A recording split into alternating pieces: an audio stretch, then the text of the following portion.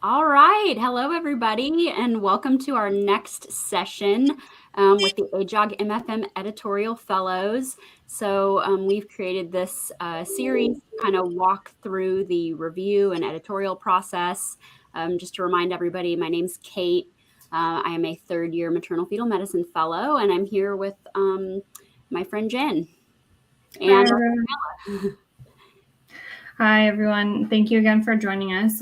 Kate and I are the prior AJOG MFM Fellows. So we're here today with Dr. Bergella. He is the editor-in-chief for AJOG MFM. And today we're going to interview him about his role as an editor at the Pink Journal. yeah, Thanks, Kate. Thanks, Jen. Thanks for having me. Yeah, thanks for being here, Dr. Bergella. We really appreciate it. So I just kind of wanted to remind everybody, in our last episode, Matt and I walked through the review process from the perspective of the reviewer. So we thought it would be a good idea this time to approach the review process from the perspective of the editor. And so we're really grateful to have Dr. Bergella here with us today to kind of walk us through that. So Jen, and also just I wanted to say too that so this is being live streamed through Twitter, YouTube, and then I think Dr. Bergella's LinkedIn, right? LinkedIn and Twitter, yeah. And you can actually, if anybody out there listening wants to ask any questions to Dr. Bergella, you can post them on YouTube or Twitter, and then we can address them at the end. But I think, Jen, you were going to start off with our first question for Dr. Bergella. Sure. So, last time we spent a lot of time discussing what happens with the reviewer, how the reviewer receives the manuscript, and what to do with that. But today we're going to pivot and talk to you from your perspective as an editor. What happens when the manuscript is submitted to the journal? What do you do with it once you receive it? So first of all, again, Kate and Jen, thank you very, very much for putting this together and being so passionate about these issues. I want to thank also all the authors who may be listening and sending all their papers in. Hopefully this will be interesting to them. And obviously, we'll say it over and over in this session, the reviewers who do so much work, including you too, and Matt, etc. Hundreds and hundreds of people who review our hundreds and hundreds and now thousands of papers. So when a paper comes in, Jen, the paper goes to Stacy, is our managing editor. And this is true for the Pink Journal, and it's true, I think, most journals, certainly most of the top, OBGYN journals and weekly journals, New England, etc. So there's a managing editor, a non-MD, who looks at the paper and makes sure that, it's formatted right, it's in the right language, it's in English for us. Make sure that it's somewhat related. We got papers, PCOS and how that affects your fertility status. We're a high-risk pregnancy journal, MFM. So Stacy will make the decision by herself. She's been doing this for decades, and kindly, tell the authors to send the paper somewhere else at out of scope. She also runs the paper through something called Authenticate, which is a wonderful software that basically looks for duplication of some of the text. So if the paper, for example, it's 100%, a paper that has been published already, that number comes back 100%, and that would, tell her that maybe somebody's trying to publish the paper twice, which I've never seen, thank God, so far.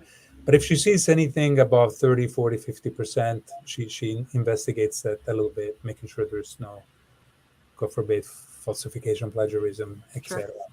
Yeah. She also puts different labels, has this been submitted to AJOG, for example, before? And does this have to do with COVID? Does this have to do with on our CT? We have some things as editors, and I should thank the other editor, Terry M. Bennett and Emily Miller and Tracy Manick. We ask Stacy to kind of screen some of this paper for some things, and then basically she randomly sends it to one of the four of us. Okay. We try to do it evenly. Obviously, some of us are quicker than others, may get a little bit more. She also tries to send them, and this is true for many journals.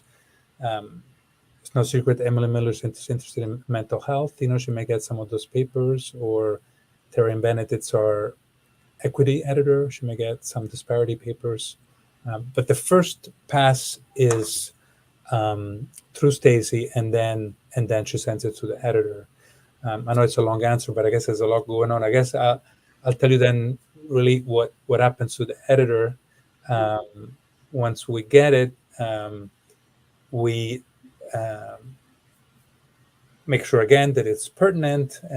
We read the paper basically. That's what happens in some detail, and then in our journal right now, maybe 30-40% of the time, we may decide as editors that paper just doesn't make the cut, to go to reviewers. Meaning, he may report in 20 patients that GDM was associated with macrosomia, or that 10 people got steroids and the baby had got hypoglycemia. Something that is well known, small numbers. We don't accept case reports, something like that. But otherwise, we do send it to reviewers. Okay. And so first pass is Stacy, who sounds awesome. So she kind of makes the decision about, and then it sounds like she kind of like tags it based on topic. Is that what I'm hearing too? Yeah, she tags a little bit based on topic. Okay. We may have had, this may be an editorial we requested. This again may have been something requested by editor. She puts some are tags, and there are also manuscript notes. Okay. That she kind of tells us, go look at the manuscript notes. There's a history to this paper. Okay. And then it goes to one of the editors. You guys do kind of a first pass, and then if it meets criteria to be further reviewed, then you pick the reviewers, right? So how do you go about actually picking the reviewers? I know, like, when I signed up to be an editor for AJOG, when I signed up to be a reviewer for AJOG MFM, I had to kind of pick. Who knows? In the future, you may be an editor. This is a great start. I don't know, but I had to pick certain topics that I was interested in, or kind of my areas of expertise. So how do you use that to pick a reviewer? Just could you kind of walk us through that process? How does the review get to me? So I think that's key, because the reviewers, as we'll discuss, I think really will decide the faith of the paper, and I think the key is to get people who are interested, because if I send, again, if I get a paper from another journal on PCOS and infertility, it's just, I'm going to decline that, or I'm not going to do a good job with the review, etc. So I try to pick, and I'll tell you, some of this obviously is personal. Editors at other journal or even our own journal may do a little bit differently, but I try to pick people who are interested. Having done this for 30 years, I think publisher pick people like me because we know a lot of people, we've interacted with a lot. So, I won't mention names, but I know a bunch of people who are interested in preeclampsia or GDM or, for that matter, cervical length or mental health or equity and disparities, etc. So there's actually a way to just say, pick reviewers, and I just type, Newhoff, the first 3-4 letters, and it comes up, and I pick it. That's one way. You can also go by the classification system that you as an author put in. So let's say this on preeclampsia, and you pick preeclampsia as a classification. We have a bunch of people like you and like me, reviewers who have picked preeclampsia as an interest of them, a topic of interest. And so it's really important as an author that you pick the right topic of interest, because if your paper is on preeclampsia and you pick labor, and I send it to somebody, Dwight Rouse, and I don't know if Dwight likes preeclampsia or not. Sure. Maybe he likes labor more. He may decline the paper just because it doesn't interest him. Sure. And I think one of the best way to pick reviewers is from the references. Let's say you did a meta-analysis on induction, and you included, 10 papers on induction. Those authors of those papers may be super interested, and maybe their life has been dedicated to induction, and they know everything about a balloon and the size and everything.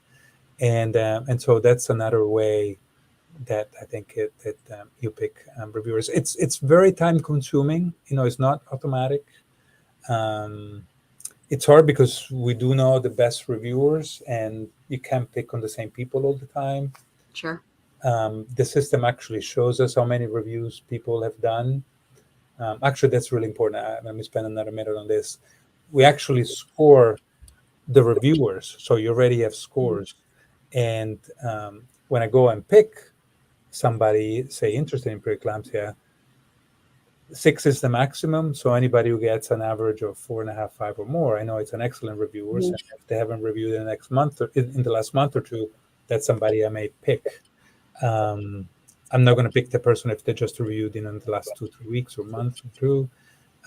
And somebody got a 2 and they've reviewed as an average, a very low, terrible number, and they've reviewed 10 papers. We may never invite them again because we're not going to get a good review.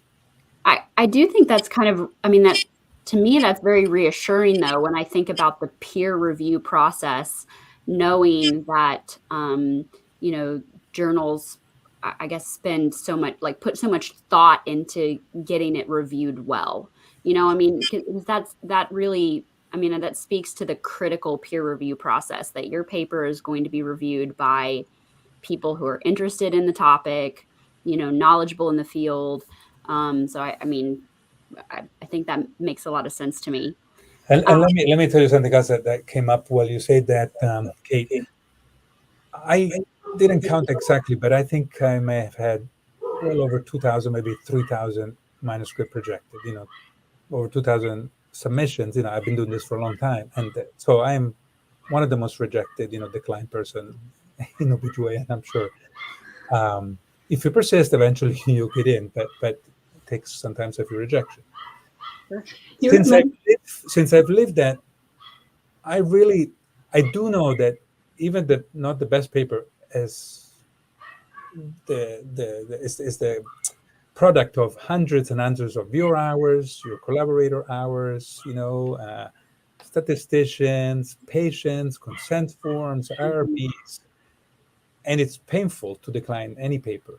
Right. So that's why I think the process needs to be not only clean but detailed, not taken personally, and I think that's why it's so important for the reviewers to be well selected and to be fair. Mm-hmm. Yeah, that makes a lot of sense. I think you were going to say something, Jen. Yeah, I was just going to say, so you have like a pool of reviewers that you use. In general, how many reviewers does a journal have to pull from they use? So I've been an editor at other journals. I'm also an editor at AJOG. AJOG has been around 150 plus years. I would bet that they have AJOG has over 1,000. Wow. Maybe several thousands. Again, they have and I love AJOG. They have each one that you see listed usually has quite a few reviews. I think I've edited 800 papers, something like a crazy number like that. So again, if AJOG MFM is newer, we're in the 4th year, not even finished 4 years. So there are some people that have never reviewed, and that's why we it's really important that we have so-called young blood, new blood, and people that review, and then we can get a few editors' feedback and votes on those reviewers and find out how good they are. And that's why sometimes we never accept just one review, because it's important to have not only a quality reviewer but a balanced view of multiple people. Yeah, I think that kind of goes into our next question. How many reviews do you usually try to aim for per paper? So yeah, we aim to get at least 2 at a minimum. I think on the other end, it's and some editors feel pretty strongly about this. It's unfair to invite and get 10 reviews. It takes time. This is volunteer work. and we don't need 10 reviews, per paper. So you need to find a balance. Some people do decline, so you may want to invite 4 reviewers. Okay. They're really interested, maybe 5 or 6 if you're not sure how interested they're going to be, to make sure that in the next couple of weeks, months maximum, you get some of their free time and they send some good reviews. But the answer is at least 2. Okay.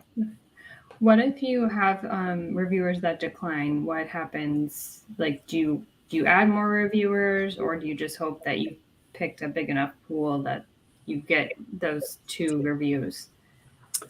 So there's different ways. My way, again, after doing this for a long time, again, I try to invite at least 4. I must be sincere, unless I know that the 2 or 3 that I invite are passionate about this and they're free this week and they're going to answer right away. But in general, I invite 4 to 6. I must be sincere, because I know that some of us on vacation are busy, and it's fine to decline. We there's nothing bad. If you're busy, the sooner you decline, the better it is for us, so we know. So to go back to your question, Jen, if I invite 4 people and unfortunately, 2 agree, 2 decline, the one that agrees puts the review in a week later, 10 days later, and then the second one who agrees, it's 2 weeks, 3 weeks, and they haven't put it in, I invite 2, 3 more. Okay. Make sure that that they come in. You can also put alternate. You can invite 3 and put 3 or 4 alternates. But the way the system works, actually, I think it's easier to just go to the software all the time as an editor. You check. The software tells you. The software tells you. You have 10 papers with 1 reviewer missing. Mm-hmm. 2 papers yesterday. You have at least 2 reviewers. They're ready to process the next stage. You got no reviews. You invited 6 people, but everybody declined, which happens.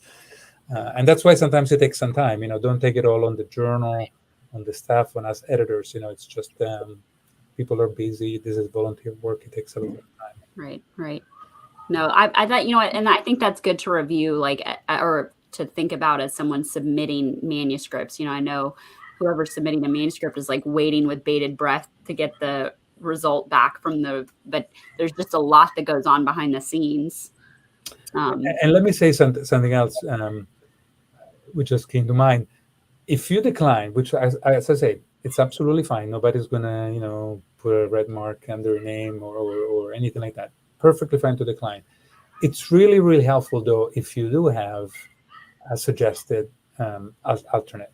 I'm on vacation. This is not exactly what I'm doing, but next door, or my classmate, or my fellow, or my attending, or whomever, it's really interesting. Here's the name and the email. I think that's extremely helpful, to us, so that we don't bother another 3 or 4 people. We have somebody.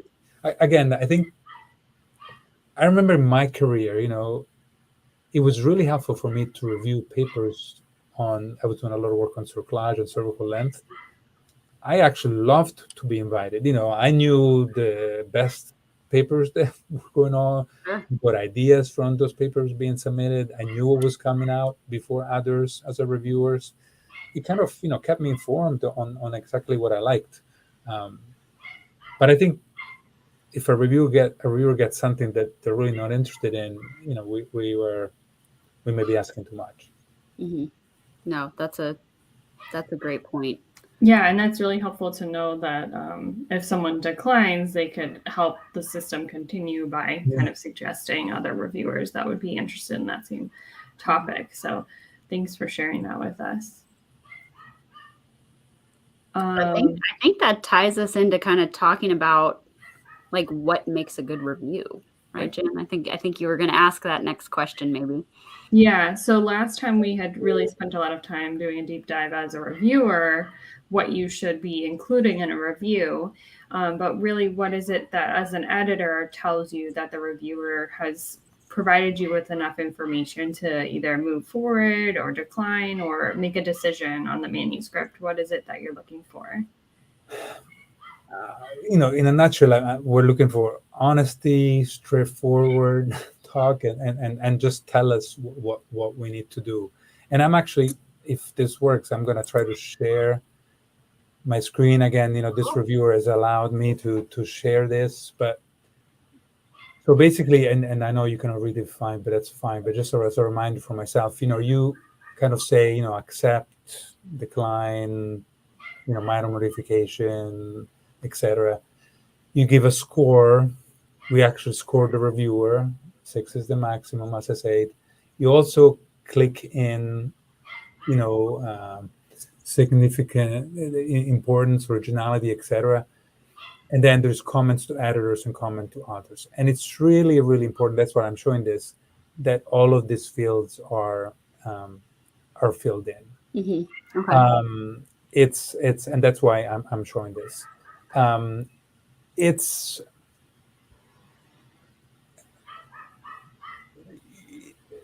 we're in general, we're going to follow what the reviewer says. For example, if we get 2 rejects, the paper's probably not going to go far. If we get 2 minor revisions with lots of things. In this case, for example, there was a reject, but the score was 70, and it's 1 to 100. And those 2 things don't go together that much. If you really don't think we should publish it, but 70 is not a bad score out of 100. So again, make sure that those things kind of go together. Make sure you answer, and these things are going to change at the Pink, and they change at the journals all the time, about the quality of the abstracts, the references, the writing, etc. The most important part, and again, I hope that this improves from the reviewers, is the comments to the editor. Only the editor sees them. So I'm not saying use, how can I say, unclassy language or improper language, or, this is the most terrible thing ever, or, this is a gift from heaven.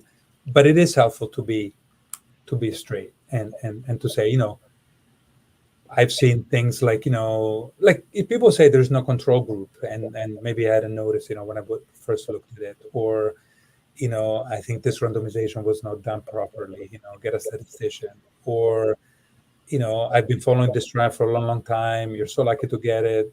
I've seen the presentation. Please accept that it's going to change practice. It's really, really helpful. And they don't have to be long. It can be a couple of sentences, but kind of gives me an idea of what you're thinking. And then the ones that go to the author, the comments of the authors, I think a good reviewer puts it in bullets or by numbers. And may even organize them by, abstract and introduction and different things. You don't have to correct the English. You don't have to, you can tell me just the English is not great. Look at that. Get a statistician, wonderful. But it's, I think the authors then needs to reply to that if we give the authors that chance. And it's helpful, and I live this all the time as an author as well. Okay, this reviewer is asking me for 1 answer, 2 answer, 3 answer, I go 1 by 1. For sure. And I think that's helpful for you to kind of say that. I know Matt and I talked about that a little bit, kind of the comments to the editor and the comments to the author. I know, I remember my first couple of reviews, I thought that the comments to the editor felt like a little sneaky, that like, why would I say something to the editor that I wouldn't say to like the face of the author? But it makes more sense when you think about it, like just, as if I were talking to you and say, Dr. Brigella, this is what I really think about this paper. And then your comments to the author are like helping that author make the manuscript better. And I think thinking of it that way helped me make more sense of those 2 comment fields. One, other thing that came to mind is also, really important for the reviewers to be unbiased. What makes a good review? We've been double blind from the beginning, and I know you guys have highlighted this in the past.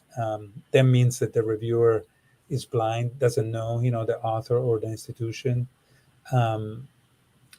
Sometimes you can guess, again, if it's a large trial that, it's going to come for the network, for us in MFM, you may know, where it's coming from. But hopefully the blinding works, and you're not biased by gender, by geography, by race, God forbid, or anything like that.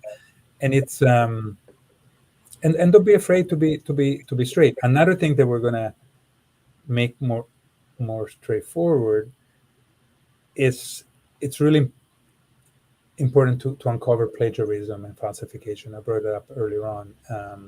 So far at our journal, and we're publishing hundreds and hundreds of papers, we've been fine, but most, if not all, other OBGYN and other journals struggle with papers that are accused by some whistleblower or others of being untruthful. That's why we have now a trustworthiness editor, Amir Aviran, just working on that. We'll have soon even better ways to screen. And, we screen Stacy, the managing editor, screens, the editor's screens. We have Authenticate, like I told you. But we're going to ask reviewers even a little bit more to make sure that they, if they see anything that, they're all twos, on a table, or, it's all even numbers, or, something that they've randomized 1,000 patients, it's exactly 500 and 500, and Something black doesn't look all in right. one way and white and that, something that doesn't, it's obviously, smells not right. I think it's important for the reviewers to tell us, not that we're going to not consider the paper, that we investigate something. Sure. No, that makes a lot of sense. Well, how often do you ever get really different reviews where you've got you've got two reviewers, one person loves the paper and gives them 100%, and the other one hates it and gives them a 30%, and then kind of what do you do with that, especially if there's only two reviewers? Yeah, so that's a great question. So hopefully you've sent the reviewers a paper that you have some belief in, but I would say that 10-20% of the time you get 2 or 3 rejects, depending on how many reviews you get, and they maybe make even similar points, good points, and that's easy, quote unquote. It's sad, but it's an easy editorial decision. I would say another 10-20% you get minor revision. I don't like to get accept, because you probably never had a paper directly accept, and I never have either. There's always something that can be improved. But if I get minor revisions times 2 or 3 reviews, and the scores are 80, 90, 95, it's again a large, well done study that may change practice and is truthful. That's also easy. We send for revision. Many times, 60-70% of the time, we get in the middle. Somebody rejects, somebody's minor revisions, and that's why that editor has a lot to do with that, and it's an editor's call at that point to say, I think the reviews are good. There's a couple points that are terrible. I can't live with that. I can't fix it. I'm going to decline it. Okay. On the other hand, yes, there are a couple major points. I'm going to strengthen and going to make sure that the authors know that unless they change these things, we won't accept it, and then we would send it for revisions. I just thought of a question that I hadn't thought of before. So when you kind of send out, so you're thinking about your next, publication of AJOG MFM, and you're sending out your paper, the manuscripts for review. Do you have in your mind of like what percentage of papers that you send out that you want to be accepted? Like, do you expect a 80% acceptance rate or something for the papers that get reviewed? What's your You will be an editor, okay? That's an excellent question. No, we the short answer is no. And obviously, we were getting 10, 20 papers a month. Now we're getting 80, 100 papers a month, which is incredible, all in high-risk obstetrics. It's an amazing success. But we never say that, since we have 10 papers, we're going to accept 9 of them. So we have an issue, and now that we have 100, we're going to decline 90% because we only want 10 papers. Okay. No, it's obviously true, and it's a corollary to your question, that, New England Journal acceptance rate, I don't even know what it is, but I think it's less than 5%. I think that for obstetrics, people know that, the grade journal acceptance rate is maybe 7-10%. AJOG MFM started at probably 40-50%. We were 30-some% last year. We're at 24%. I don't want it to go very low. I want to publish the research. We're an online only journal, so it's not really that if we, print in an issue 20 papers instead of 10, it's more expensive for the journal. It's not that much more time. It's more kind of volunteer time from the reviewers and some of the stuff. But so no, we don't aim to have 25 papers every edition. In fact, we have changed a lot. Sometimes we have 20, sometimes we have 40, 50. We truly tend to go by quality, and if a paper it's a good paper, I'll do my best to get it accepted. In fact, to even make it an editor's choice and open access. Cool. That's really good to know that the journal is dynamic and really just going to meet the needs of what the research is that's out there. Because I know for a lot of journals, it's like you said, the print pages limit sort of what they can and can't bring out to the public for people to really learn more about research that's happened. So it's really great that the journal can do that. And Jen, it's a little bit sad again, I won't mention names, but a couple of journals that I published a lot on, BGYN, are going, you have to pay now, to have your paper, submitted and evaluated. And I've discovered some of this from the residents and fellows, etc. And it's sad, I think education should be free.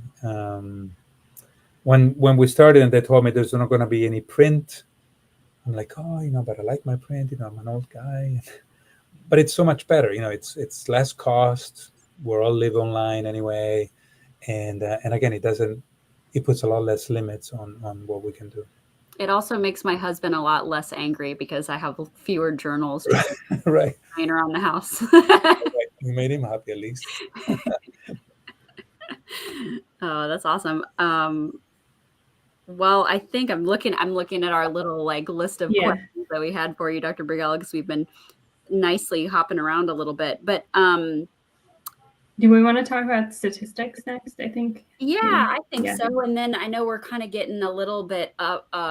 We've already been chatting for 30 minutes, and so then I think we can talk about that, and then maybe kind of like the final points or whatever. But yeah, Jen, take it away. I know.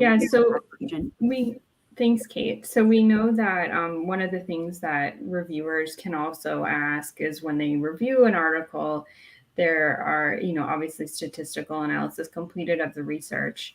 And sometimes, and I know I've reviewed something where the statistical analysis, I was able to understand most of it, but I felt there was something either amiss or something that I wasn't completely understanding. And you can actually check a little box that says, I suggest additional statistical analysis.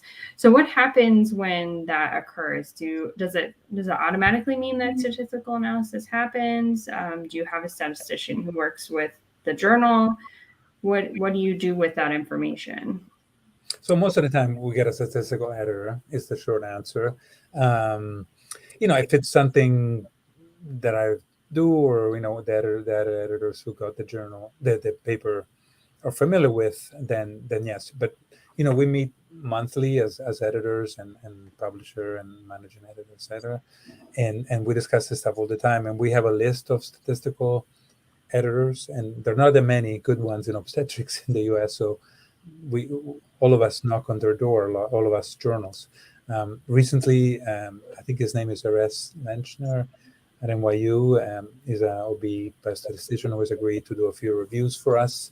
So we're always looking for OB statisticians. If anybody wants to, again, volunteer and help, more than happy to have them on. But we do, Jen, in brief, spend another week or two, give time to the statistical expert to look at whatever the review will burn up. Yeah. I've always wondered that too. So yeah, thanks for asking that, Jen.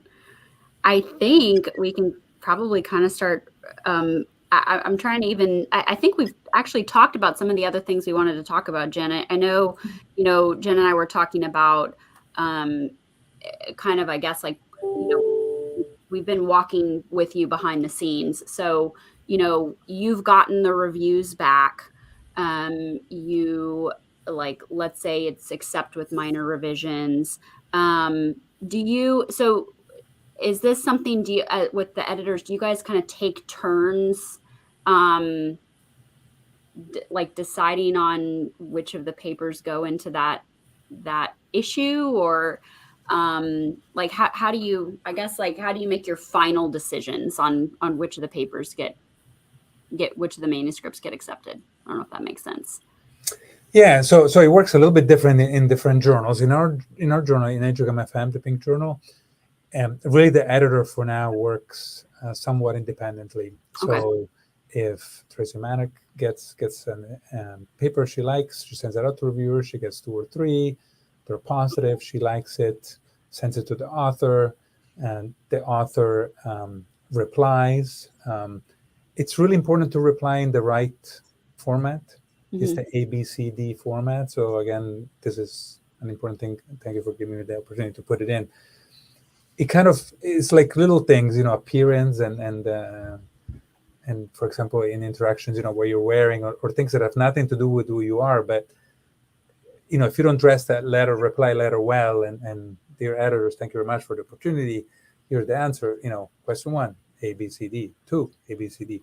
It's I know it takes a lot of time, and sometimes the letter it's longer than the paper, and maybe takes not as much time, hopefully, but lots of time.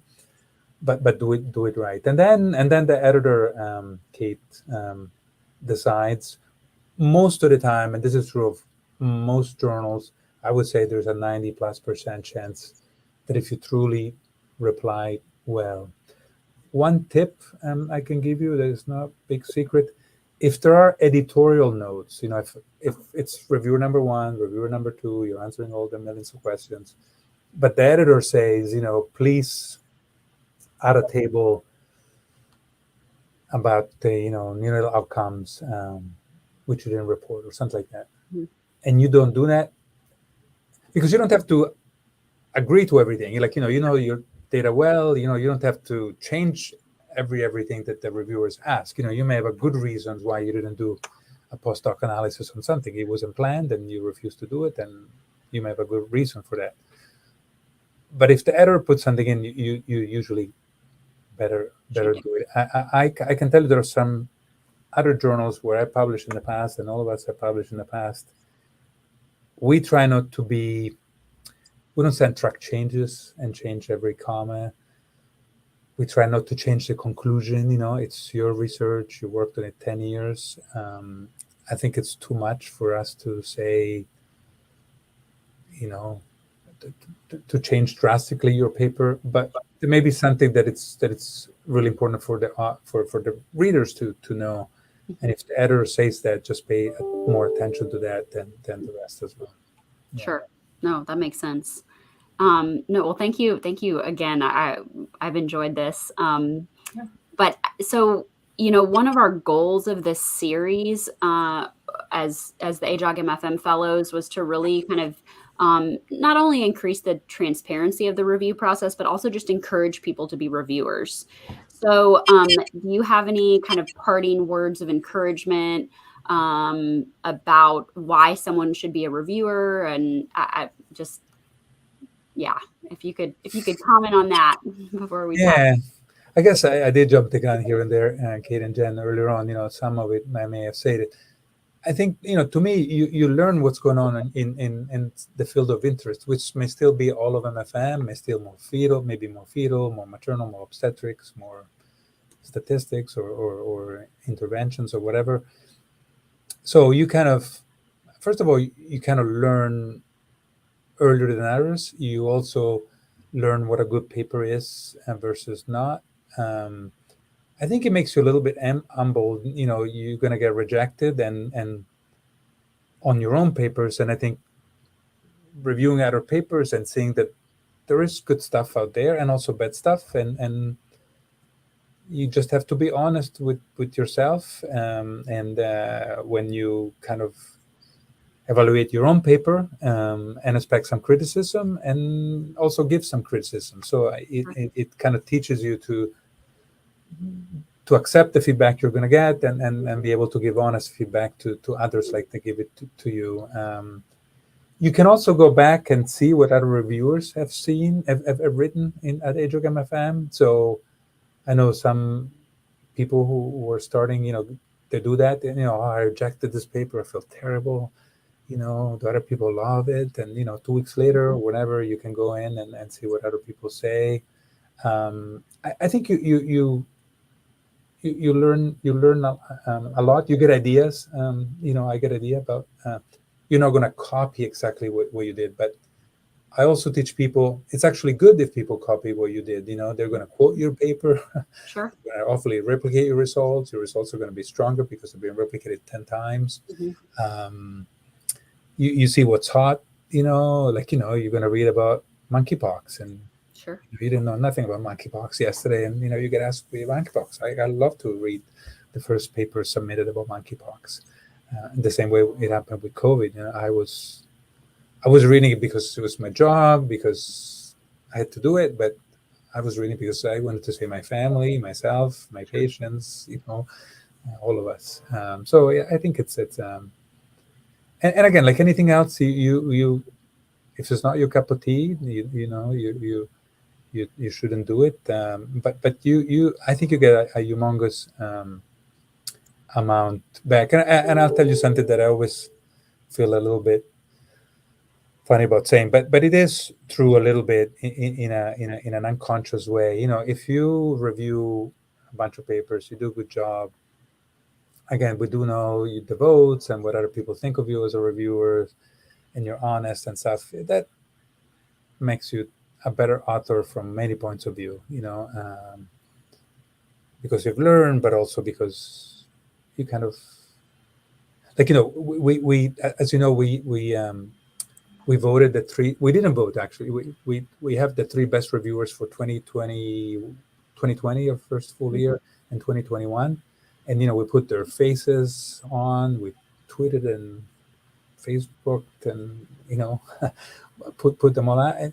And I remember their names, and unfortunately, one day we will be, but we're not blind yet. So if I get a paper from Kate, and she won Reviewer of the Year, and she did 34 reviews on time, and as an average of 5.85, it's I know she's good. She's I'm going to try to be completely honest about her papers and stuff, but I do know that at least she can evaluate literature well, and she knows what is a good study. I hope that makes sense. Oh yeah, no, that made perfect sense. Yeah, thank you. Yeah, it's really good to know that you guys also very much value when you have good reviewers, and trying to make sure that the journal is being respectful of the time that they're giving to the process. But I think also for Kate and I, when we've been reviewing, we've learned a lot, like you said, about reviewing, about understanding what's out there. It's been such a great opportunity to just really see how the literature that we're reading is kind of made, and what really, the sky's the limit. We can all be learning more. So I think it's a great opportunity for sure. And you both have been great. I think some of the parting words are, this is a huge responsibility. I feel personally a huge responsibility. If you publish a paper or not, and that may change practice, may change the next ACOG or SMFM, bulletin or consult or whatever. It's huge. I would love to publish every paper, if it were up to me. It's just, we also need quality, and when we need novelty, we are looking for novelty. We're looking for change in practice, manuscripts kind of thing. But it's we don't take it lightly. We this is an important job, and I thank all the reviewers, you two, and all the Antwerp reviewers for volunteer their brains and time and weekends and nights for AJOG MFM. Well, it's a team effort. This is our field, you know. I mean, we want to have good quality research published and available. So, but I agree with you. It does feel like a huge responsibility, which I think as it should. So, well, thank you, Dr. Bergella. I actually am getting text questions. So I don't know if anybody put any. I don't know if you see any questions. No, I don't see any. No. So one of my colleagues texted and said, "Can you please ask Dr. Bergella how to become an AJOG MFM reviewer?" Oh, that's easy. That's easy. You can either email me or if you go to AJOG MFM, on the site, it's ajogmfm.org, and it's actually, I think, a beautiful, very pink website, and you can sign up, and really Stacy gets that, and